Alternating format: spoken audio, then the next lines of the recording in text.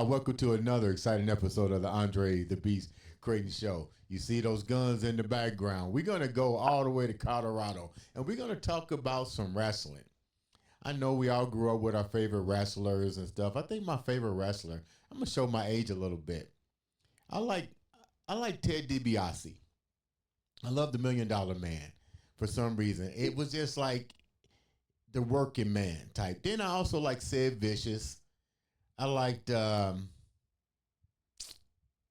can't think of the tag team, the Barbarian Brothers at one time, but, you know, wrestling is cool. Yeah, wrestling is cool, but imagine yourself, and I know he's getting ready to trip out on this. Imagine how you got to wrestling. How about if it started with going into the MMA ring as a partner, sparring partner, who later said, you can be a great wrestler. Without further ado, let's introduce this man with his belt. The one, the only, Mr. Bruce Wayans. What's up, Bruce? Hey, it's a final boss. Bruce Wayans. What's up, Mr. Beast? How you doing, sir? Man, I'm doing great. Thank you for taking time out to come on the show. So before we get into that belt and your journey, because you play football, you done all kind of athletic stuff and succeeded at it. That's one good thing. But tell the viewers a little bit about you before we get started. All right. Well, final boss Bruce Wayans, Denver, Colorado native, Montbello High School, University of Nebraska at Kearney, the Loper gang, 13 years of arena football, 4 years of fighting MMA, and I believe 7 years now as a professional wrestler. Basically, I like to call it TNA, total nonstop action. You know what? I like that. I clearly like that name. Total nuns. I'm gonna use that one day. So, you was born and raised in Colorado? Yeah, Colorado native, man. When they announced me to the ring, they say from the 5280. And that means 5,280 feet, mile high. Wow. Mile high. What's it like there? I never been to Colorado. I used to hear stories about, even during football, they was like, if you come from somewhere else and you come into the Mile High area, you at a disadvantage because of the altitude that you guys are. All right, what was it like for you as an athlete with that? Because to me, that's an advantage over somebody else. Was it an advantage for you? It is a hardcore advantage, sir. And yes, to any athletes out there traveling in Colorado, as soon as you get off the plane or the bus or the car, you need to run. You need to hop out and run and acclimate your lungs to the thin air in Colorado, because it's just something you're not used to. On the flip side, I am completely used to it. I'll be fine. Really? What was it like for you, like growing up in Colorado? You were born and raised there. You were a champion athlete there. How did all that come about? Oh man, so the neighborhood I'm from is called Montbello, right? And when I was growing up, it was a neighborhood like what do you call it? Takes a village. Takes a village to raise a child, and Right. even I want to say even last night I ran into a group of friends that grew up with, hadn't seen in years, and our philosophy is Montbello is going to take over the world, because the neighborhood that I was brought up in, it was definitely a no nonsense.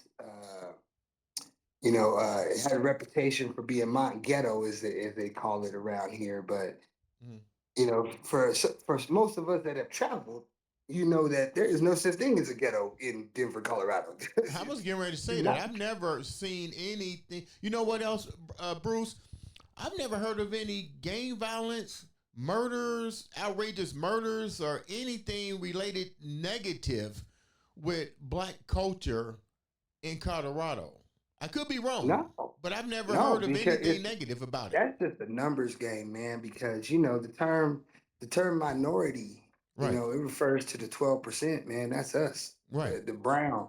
Mm-hmm. Ain't but 12% of us in the country, period. Mm. But most black people are in the South, you Right. know. So when you get out here to the West, or the Midwest, Northwest, whatever Yeah. you want to call it, our numbers are down. Right. Right. So you won't hear about any big time stories from the minorities out here because there's simply not enough of us.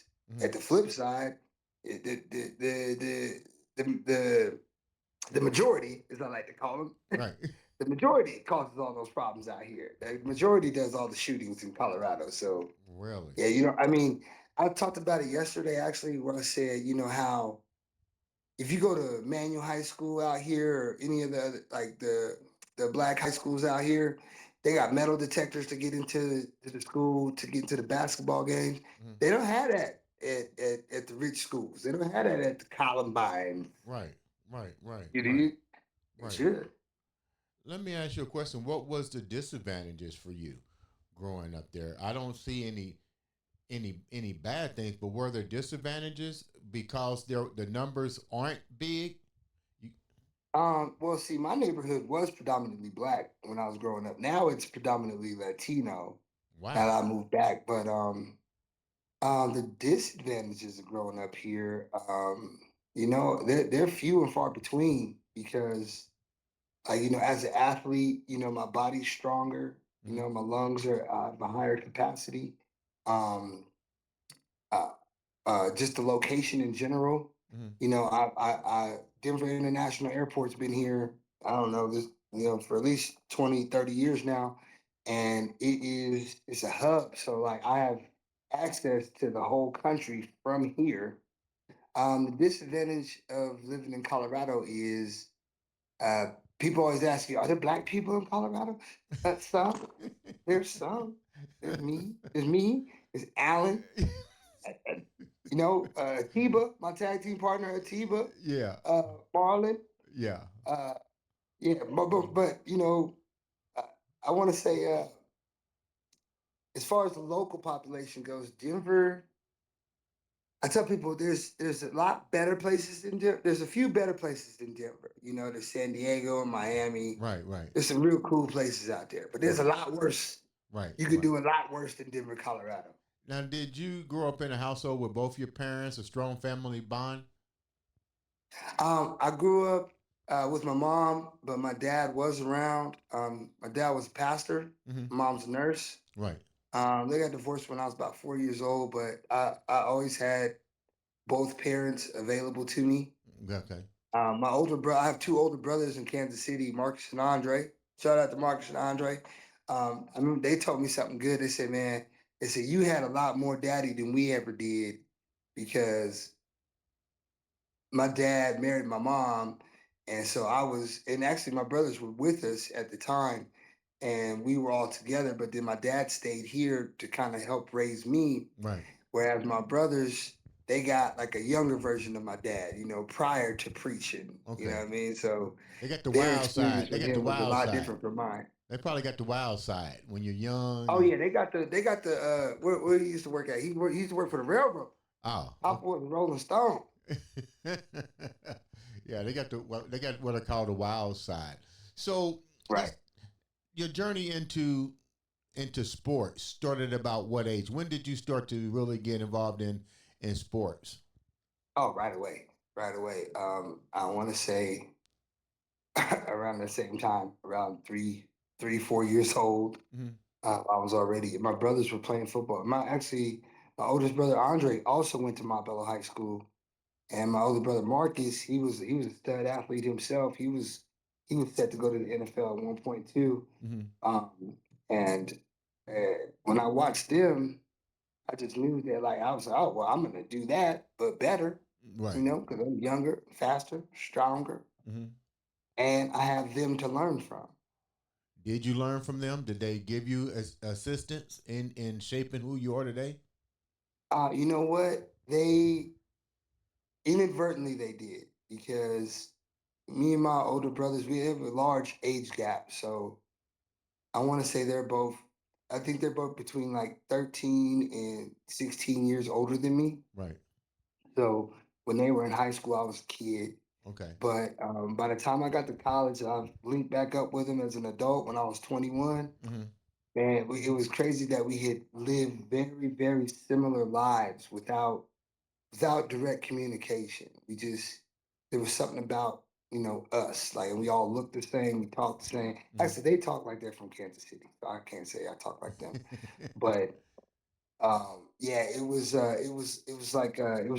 genetic. I want to say I'll give it to my dad. Donald Clark Poole did this. My Right. dad put the genes in us, and we ran with it.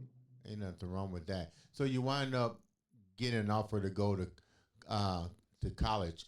Were you an outstanding athlete? Did you get a full ride? Like, how was that transition? I got as close to a full ride as you can get for a Division II school. Mm-hmm. Um, Basically, football paid for most everything, and I had a minority scholarship and an academic scholarship to cover the rest. Mm-hmm. So I didn't have to pay for college for sure. Um, and what do you call it? Like just going to Montbello High School out here, we as a school had the most student athletes signed to scholarships to go to college in 1 year at the time, like 2001, showing my age now. But yeah, I think 13 people, 13 seniors from just my football team signed scholarships to go to college, in addition to the track team, the volleyball team, like all the women athletes at my school. Like Montbello was a Montbello was like a De La Salle for Colorado. We were cranking out athletes left and right. Not only athletes, but scholars too. Yeah, yeah, all scholars on top of that. Yeah, and that was the best part because we had coaches, we had adults in charge of us that refused to let us skid by. Like Mm. you had to have good grades. You had to be a top performing athlete. You had to be at practice on time. You had to work hard because if you didn't, they would not. They would not push you. Mm. They wouldn't. They like it. I say the term is called. My college coach told me it's called shit can mentally. So when the coach stops yelling at you, he's giving up on you. Yeah. And my coaches used to scream at me Yeah. all. Yeah. It's funny you said that because I haven't heard that in a while. Because even when I was playing, um, we used that same phrase, so to speak. If the coaches wasn't yelling at you or saying something to you, they didn't. They wasn't invested in you. And yeah, if they stop yelling at you, they're Yeah. done with you. 'Cause they didn't told you how to do it, and you ain't doing it. And the worst part, the best part, best part is once you show them you can do it, they Right. expect you to be able to do it. All the And time. so there's no excuses at that point. You got to produce. There, it's a result based business industry, whatever you want to call it, and Right. they get their credibility based off of your results. So they want to push you for results. You wind up having a great career going to, I believe, the Arena Football League and probably some other leagues because you know your resume is pretty deep. What were you? What was your weaknesses? Because when we look at athletes like ourselves, people always say, and you use the word genetics. I believe genetics is a key to some degree. But what you also got to realize is you can have the genetics, you can have the talent, but you're not the only one. There's other people that's got the same thing that you do.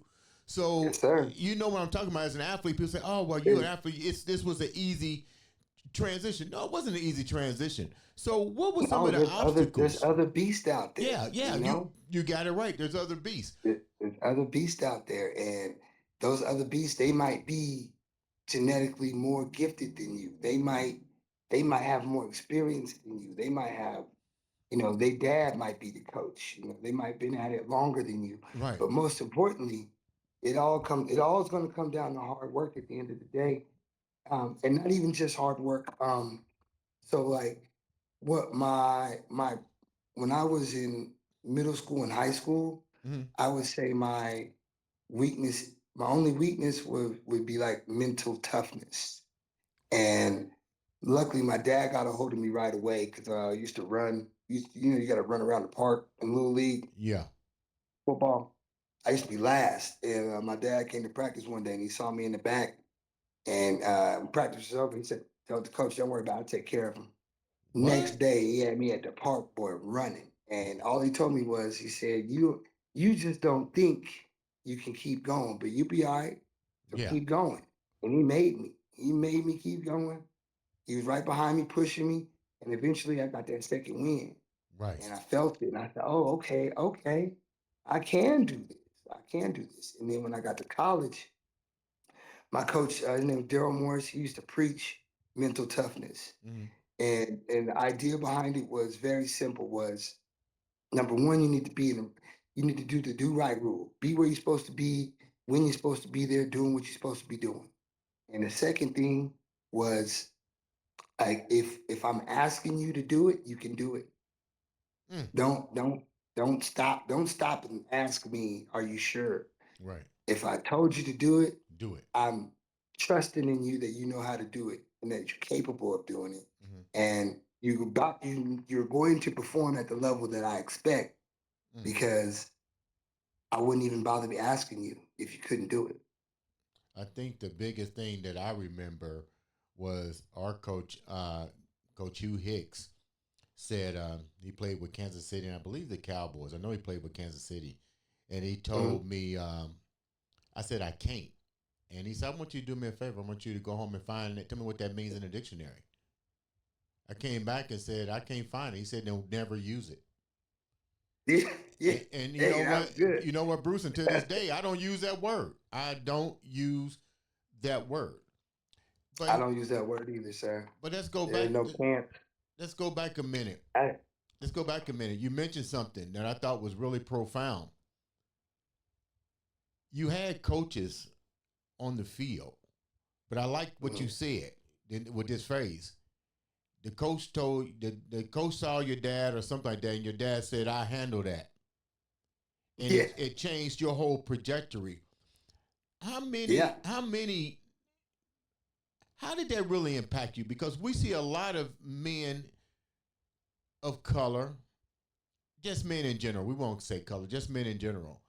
They don't Right. have that spark of that father figure. Even though he wasn't in the household, he came out and gave you that one inspirational word. How did that affect you moving forward?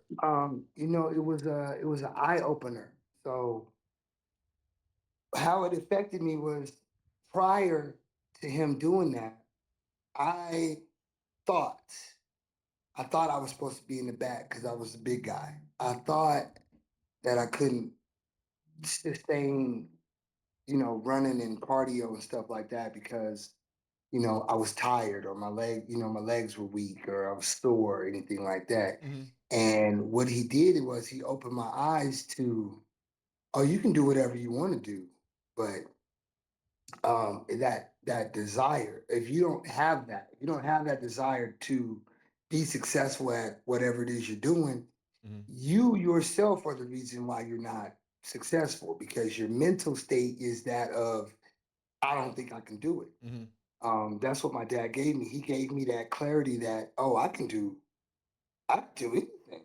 Yeah.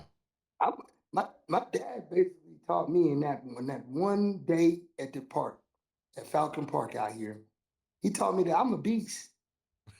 I'm a beast, and I'm a be successful Right. at whatever it is I want to do. As long as I pick something and I want to do that, and my desire is there, Mm-hmm. oh, the success will come just based off of that belief, Mm-hmm. And once you have that belief, that's when the hard work comes in.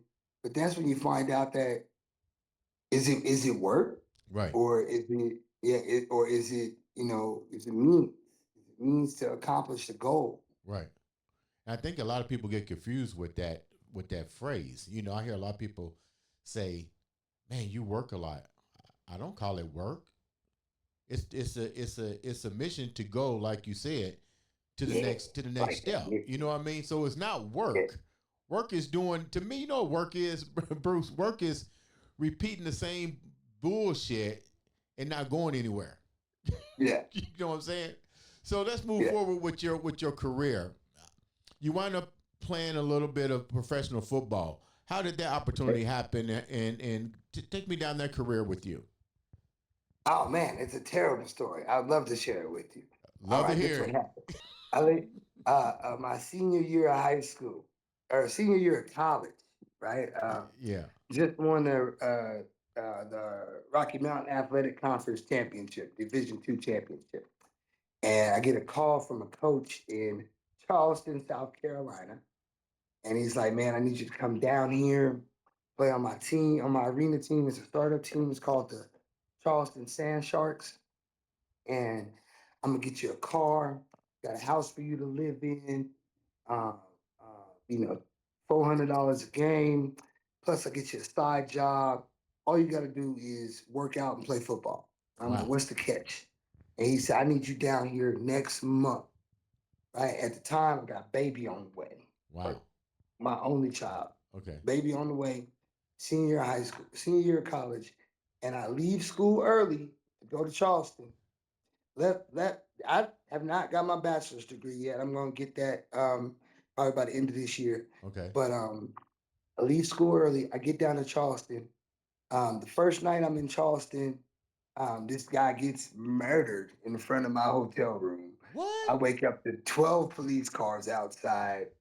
Guy sitting in the car, head on the steering wheel. Police asked me if I heard anything. I don't know nothing. I'm blind. And then I just Yeah. got here. I don't know nothing. Yeah. And then I go to the lobby of the hotel, and it says, I'm not gonna use his name, but it says your coach has been fired. And guy had kidnapped his girlfriend or something crazy. I don't know. What? But anyway, long story short, they're bringing a coach from the Citadel, and I have to make this team. Right. If I don't make this team, I'm stuck in South Carolina because I don't have a dollar to my name. Right. It turns out that you live in this hotel. It is $200 a game, taxed $186 after tax. There is no side job. There is no car. There is nothing Wow. but you and your faith. And I used to talk to my dad a lot back then, and he said, son, he said, you're in a terrible situation, but I'm sure you'll find your faith while you're out there. And boy, he was not lying. Wow. And I think I prayed my way out of there. And about the How did fourth you get out? game, How did you get out of about it? about the fourth game, I was out there. So I went through all mini camp. You know what I'm saying? Yeah. Started the season with that team. About the fourth game, my buddy called me from he's in Omaha, and he played for my team in Kearney, and he had blew out his knee in the first game. Right. Now we at the fourth game, and he said, "Man, if you don't like it down there, I can get you on the team in Omaha."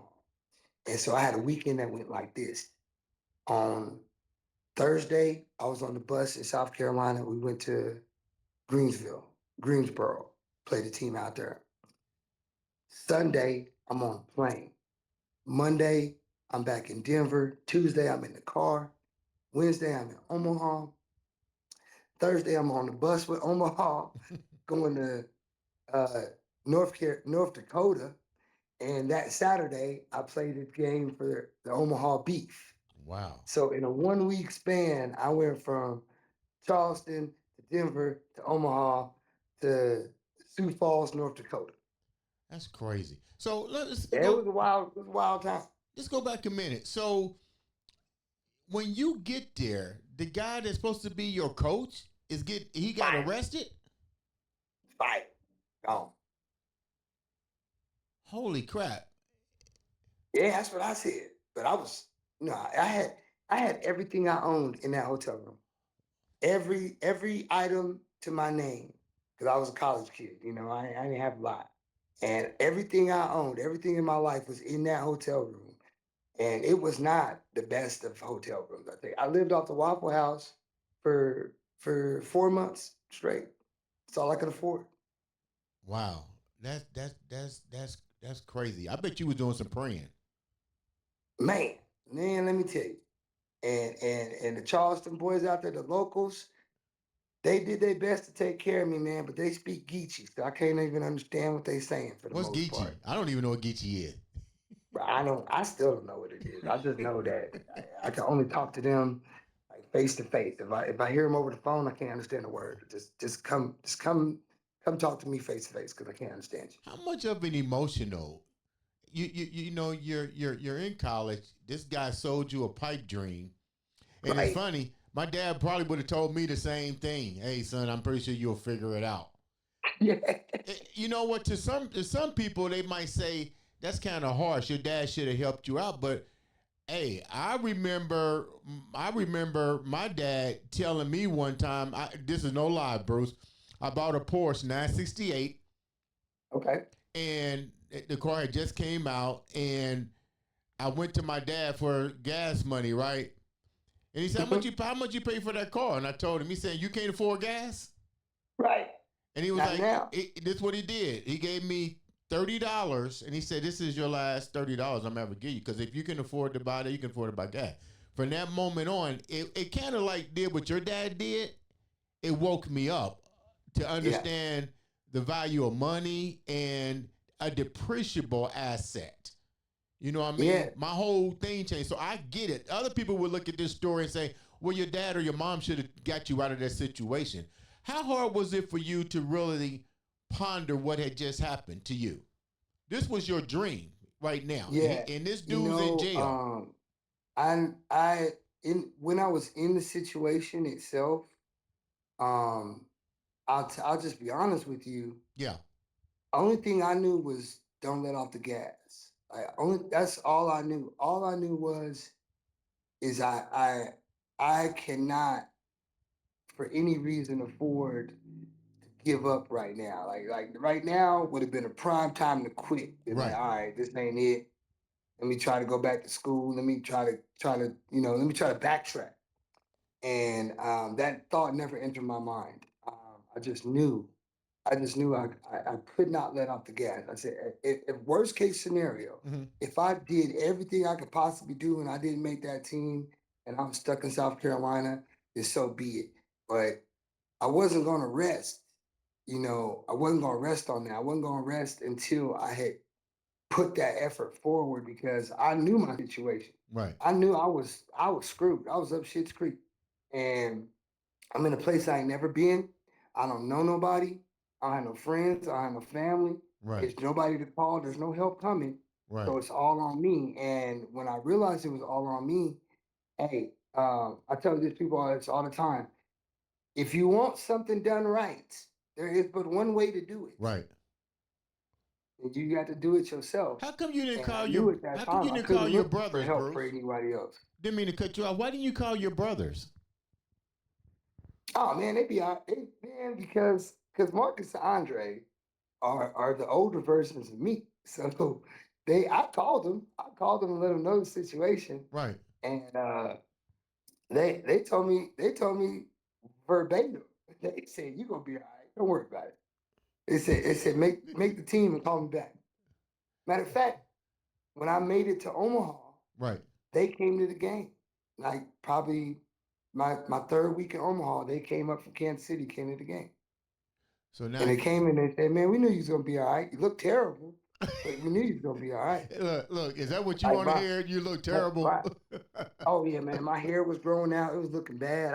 I quit shaving. Yeah. I mean, I was on the edge. I ain't gonna lie to you. It was looking bleak. The dude, I don't mean to focus on your boy, but what did you ever find out about him later? Uh, did he get out of Yeah, I mean, jail? I ain't gonna throw the man under the bus, Right. but his situation was he was selling dreams. Okay. And when I got to Charleston, I met the owners of the team. They told me flat out, everything that man told you was a lie. Wow. Everything he told you was a lie. We ain't offering you none of that. Here's what we're offering you, and like that's it. Like there aren't any other options. So you get to take this or nah, but that's all we have to offer you. You can make this 200 a game, and you can live in this hotel.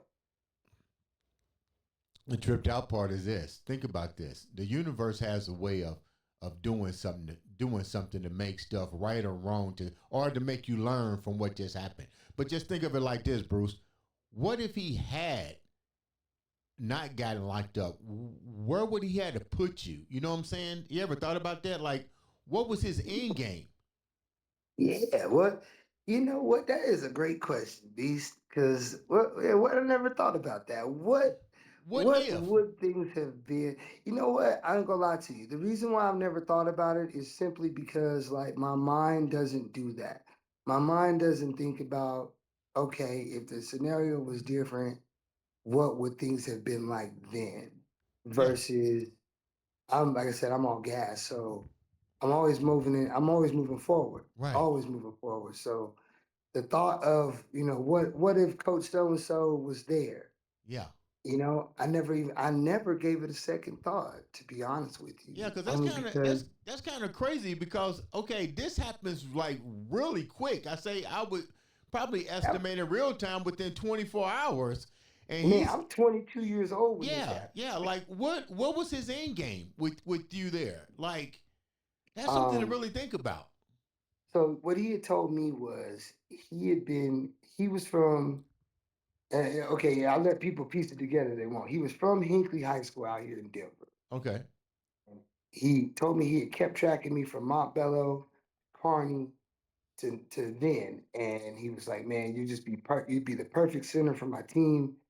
I just really need you out here, and I've been keeping track of you this whole time." And but most importantly, he knew that I had just finished my last year eligibility for college, so I couldn't play anymore college football. mm-hmm. So by him pulling me out of school, um, if I wanted, if I let's say, for example, if I wanted to run track or play baseball or basketball, I couldn't do any of that Right, because I accepted this offer to be a pro athlete. right, But he knew that, so basically, he took my last bit of eligibility to put me in a situation where I couldn't leave. right. The worst part was third week of the season, the Citadel sends us 20 brand new players just graduated, Mm. and I said, was that an option? Could I have just stayed in school and graduated and then join the team? Yeah, Because nobody told 22-year-old me this. right, right, I'm living in this hotel and these cats just graduated, right? They in the same class as me, right, but now all of them got their bachelors and they got the opportunity to make the team. I'm I had to make the team just to survive right, alone. And yeah, I never thought about what his plan was because whatever his plan was destined for failure. right. And most importantly, thank goodness that the portion of that plan that involved me got immediately erased when he got fired. That's a good Because, way. Yeah. in hindsight, I don't want to be a part of that plan, whatever it would have been. So evidently the owners knew him or knew of him. The owners knew. The owners knew, and they kept one of the coaches on. That was a good friend of mine, and they let him go when the Citadel coach came in. But the owners the owners were basically along the lines of this was an experienced coach that could produce results for them, Mm-hmm. and they end up doing what they should have did in the first place, which is bring in all new people, Right. start from scratch, Mm-hmm. build it up, and then you get your success. They wanted that instant success that always backfires, and Mm-hmm. this one backfired in my face, and I had nothing to do with it. Once you overcame all that, you walked away from football. Why'd you walk away? I was about 27 years old, Mm-hmm. and I had just gotten cut from the Broncos, and some of my friends were actually in the draft that year. I can't remember what year it was, but what I realized was if I'm not in the NFL already, Right. and I'm 27, Right. and there's a new group of Fresh young bucks. 20-year-olds, that's right, 19, 20 Yeah. year olds, and they just as hungry as I was, 6, 7 years ago. Right. You know what I'm saying? And I just realized, like, I definitely realized that my window to get into the NFL had passed. Right. I had maxed out everything I could do in arena football, and it was actually I just noticed that my work ethic had gone down a smidge. Right. Whereas I would normally work out the whole year, but then I was just starting to work out for the season, Right. right? And then when the season would hit, I would just work out, just to stay in shape for the season. But I wasn't actually on my schedule Hmm. that got me to where I was in the first place. So you started And to so when I basically realized that, started. I was like, you know what? Let me just leave it up to the young bucks Yeah. and bow out gracefully before I get hurt. And thank goodness, Right. never got hurt. And when I was done playing football, I'll admit I was completely lost for a good 6 months there. I was getting Thank ready. goodness my I was getting buddy, ready to I say got a that. friend out here named D Ross, put me in the fight game. Let me go back a minute. I was getting ready to say that because retirement or leaving a particular sport is very difficult when you have that beast mindset. And I'm even speaking for myself to walk away from. Yeah, Somebody said, "Well, why did you walk away from bodybuilding?" I was kind of like you. I was like, I'm kind of tired of it. What started out as working out every day, that what you call it, that window of opportunity. I yeah, knew I wasn't going to make money in the age of 30 and 40. I wasn't going to right. use performance enhancements that could later. We saw Ronnie Coleman. We see what's happening here. I Hey man, I didn't want that kind of lifestyle. You know what I mean? yeah, But let me go back to my question to you with that. It was difficult for me to close that window. It took time. Did I go through moments of depression? Yeah, because I still love the sport. But to go back to what right, I was saying about you, we both have that beast mindset, but that toughness and that mindset to keep going. How yeah. was you able to close that window of football gracefully and say it's time for the young bucks to go on? Well, number one, it was a big time realization when some of my friends' younger siblings were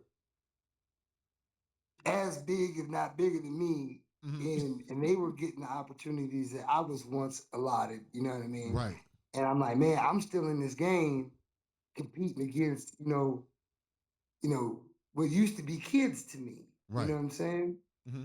And yeah, I'll admit there was definitely some depression that went into that because like you said, what it is for me is it was the same as you, like you're bodybuilding, because bodybuilding is the same idea. Like, gimmick is what we call it in wrestling, Mm-hmm. but it's uh, that mental mindset is every day. Yeah, Like football is life. right, So now that I'm not playing football, what is life? What do I do now? right, I still get up, I still eat, I still drink, but what am I doing? Why am I doing it? right. Where's my goal? Because I've had this one goal Mm-hmm. for all these years now. Now it's gone. Now I don't do it anymore. Mm-hmm. So basically, what happened to me was my buddy got me into fighting, and when he got me into fighting, it was at Bobby Lashley's gym, and I also love pro wrestling, so it all kind of blended well together. And um, I don't like getting punched in the face, to be honest with you. So the Okay. transition from fighting to wrestling was a no-brainer for Wait a me. minute. Wait a minute, Bruce. That's not what Alan said. Hey, listen, What about the let me tell two? you what Alan What said. What about the two? Alan said, Alan giving out details about my life, right? First of all, okay, it's a tooth mission right here, okay? Yeah, Okay. yeah. And that tooth was knocked smooth out my first day of boxing. I didn't have mouthpiece in. That was my fault. Okay. And it's one of them things where, especially when you're an athlete, you think you know how to fight Yeah, yeah. until you go to the gym. Right. When you go to the gym, you're gonna find out there is a line that you should not be on. You got to stay off of this line if you don't want to get hit. Yeah, Right? You don't know about that. You a street fighter. You don't know nothing. You don't know keep your hands up. yeah, You throwing punches like this. But yeah. you gonna get lit up in there with the guy whose dad is the boxing coach and he's been the Golden Gloves since he was 13 years old. Yeah, you gonna You get in trouble. Yeah, you're in trouble. It's a knockout, easy. Easy. Yeah, I went to the bathroom and spit my tooth out. That's what Wow. that's what happened. So then you wind up switching professions. So how did that wind up with the wrestling? So you get into the wrestling. How did that door even open up? Because you just didn't go from wanting to do the MMA and boxing right into wrestling. How did that Yeah. opportunity happen for So you? what it was I saw the poster for Rocky Mountain Pro. Um, I went and saw Dave Chappelle that night, and then I went straight down the block to a wrestling show. Mm-hmm. At the wrestling show, I won a raffle to have a drink with the then champion. He told me just to come down to the gym, check it out. I go to the gym. I meet this guy out here name is Mercury Yaten, Mm-hmm. like one of the best coaches you can find for wrestling. And man, the rest was history. As soon as I got in that ring, first thing I did, put my mouthpiece in. Lesson learned. And yeah, man. I mean, as soon as I got into it, I knew this was made for me, Really? 100%. So you just got the glow. You was just like, this is Yeah, this is it. Yeah, yeah, yeah. That euphoria. Bruce Leroy, like Soul Brother number one. So what did you have to what attributes outside of the mental discipline did you have to bring over from football to a little bit of MMA over into wrestling? Because wrestling is close hand to hand combat pretty Right. much. It's almost like jiu-jitsu or something. Yeah, yeah, it's a scrap. We actually just wrestled at a jiu-jitsu tournament last week. It's called Mat Wars, Mat Wars 3. It's a Mm-hmm. full-on jiu-jitsu tournament, and they have us wrestlers there to keep it, a little more entertaining. Mm-hmm. But what I brought into it was I approached wrestling and fighting like it was football. Okay. So when I first started wrestling, me and Atiba and Lipto, we were doing two a days. What does We'd that be in mean? there at noon. What does We'd be that in there mean? at noon. We'd be back at 5, and we do like full day workouts because we just had that mindset of we have the talent, but we're gonna have to put all this work in to be good enough to ever be on TV. Mm. And like I said, and the way I approached it like it was football mini camp. Mm-hmm. I was back in the gym 5 days a week. I was wrestling 4 days a week. I was putting up rings, taking down rings. Basically anything they asked of me. I was a green young boy, and I was older than all of them. Right. How hard is it to learn the art and to perfect your craft? Because we're going to talk about this before we wrap up. You got that Yeah. belt in front of you. How long did it take to get that belt? And how long did it take to master your craft? Because to get that belt, you had to, I can tell the mindset because I already talked to Alan, so I already know your mindset. The two a Yeah, days, I know about the two a days and the three a days and the work you put in there. But exactly. but but this isn't football. How long did it take to master this craft to get that belt? Let me explain like this.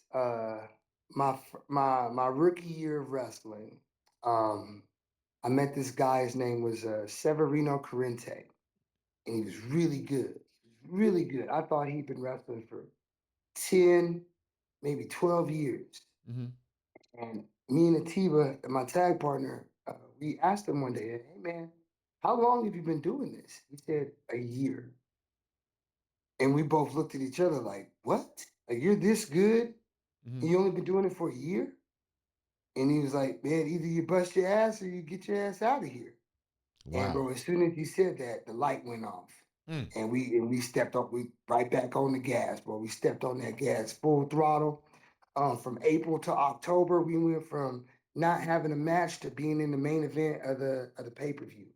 And what it was we saw that it was possible to be that good right away Mm-hmm. if you put the work in. Mm. And it took it serious because there were people there. You always meet wrestlers that say, "Oh, I've been wrestling for 20 years," Mm-hmm. and they're trash. And then other people you'll meet and they've been wrestling for 2 years and they're really good. And the difference is always hard work. Mm. Period. It has nothing to do with athletic ability, where you're from, what your background is. None of that matters. All that matters is did you bust your ass to do this thing that I love doing? Because if you don't, this is the hard work. This is the hard work because you don't ask for these. Right. A promoter will put one of these on you because he believes that you're the guy that's going to make his promotion more popular, going to get more people to come see the show based off of you and how you act and how you represent the brand Mm-hmm. that he's putting his brand on you, and you now represent not only yourself, but you represent a whole company of wrestlers. And according to this, you're the best one there. So you Right. better be the best one there. So Bruce, what's gonna happen when my legs heal and I come to take the belt from you? And Beast, I'm just gonna be honest with you, okay? And I'm gonna say this with love, okay? I'll mop the floor with you, man. But it's nothing personal, okay? It's just that you got more beard than I do, and I'm jealous. So if you want this and I can't have that, Yeah. well then you can't have this. But somebody gotta clean this floor. Oh, okay. So I got to clean the floor. No. I'm gonna do it. I'm gonna clean the floor, but I'm gonna use your body to Oh mop the shit. floor. Okay. I'm gonna mop the floor with you. I believe it too. I believe it. Let me ask a question real quick. We know in certain sports there's a lot of political stuff going on. And I Yeah. get it with the brand. I've been through it in bodybuilding, it exists. But I don't know nothing that much about wrestling. How much of it is politics? I ain't gonna lie to you, it's big time politics. Me personally, I don't involve myself in any of it. Everything I've accomplished in wrestling is off of pure merit and hard work. Mm-hmm. But there's a lot of politicians in it, and because wrestling is very simple. It's like there's a show today, Mm-hmm. and at the show today, it's gonna be Bruce Wayans versus Mr. Beast. Bruce Wayans is supposed to win, right? Or Mr. Beast is supposed to win. Mm-hmm. Whatever, it don't matter. And we get out there, It's a and show. then you twist your knee 30 seconds in. All Mm. right, well you losing now. Ain't nothing personal. And the fans will never know the difference between a scripted loss and a real loss. Mm-hmm. Just like boxing, if somebody gets paid to throw a match type Right. stuff, it's the same gimmick. The idea behind it is you fight to win, and regardless of what was supposed to happen, Right. we as the athletes don't have a clue what's going to happen once we get out there. So we just go out there and you know go with the flow for the most part. Mm-hmm. But um, I stay clear of the politics because when you work harder than everybody, Right. the proof's in the pudding, Mm. and people notice. They know who's working. They know who's really out here grinding, and they know who's out here pretending. I like the way you said that. Let's go, before we wrap up, let's go to your partner. You mentioned tag team. Why did you pick your partner? Oh, How did you Atiba. pick him? Man, let me tell you about the Rocky Mountain Dragon, man. I met this dude when I was 19. Okay, his name is Atiba Obika, real name. Okay. And Atiba, as soon as I met him, I said, you know what, this kid is like the future of pro wrestling. Like this Wow. guy, he had all the tools, all the talent, and he's a kid. He's a pup. Right. And so Chopper City 1997, that is our Instagram page. Best part about that is Atiba was not even born in 1997. Atiba was born in 1998. He wasn't Wow. even around. Wow. But yeah, as soon as I met Atiba and my other boy Lipto, I just knew I had a good crew. I had a good crew to start with, Mm-hmm. and like all three of us are successful in this business as we speak. And I couldn't ask for a better group of friends to be doing this with. And you know what? I like the way you said that. It's a business. I think we had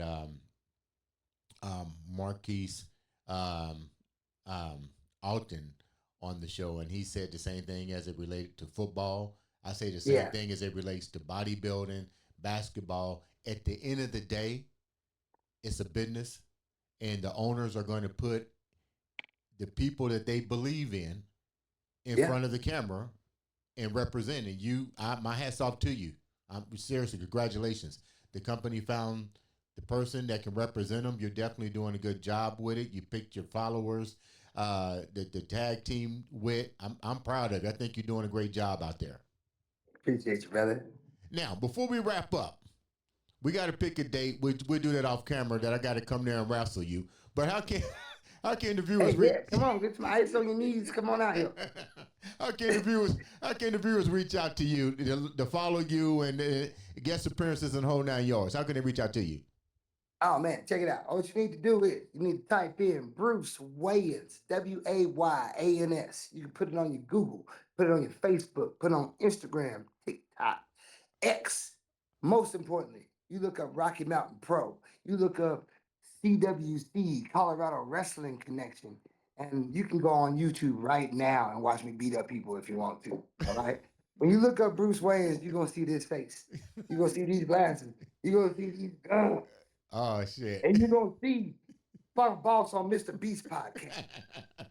You know what, Bruce? Thank you so much for taking time out to come on the show. You guys make sure you follow, support, and like. Like I said with every show, all it takes is a click to have somebody change your life or to meet a friend. Bruce, definitely gonna have you come back on the show again, ladies and gentlemen. This has been another exciting episode of the Andre the Beast Crayton show.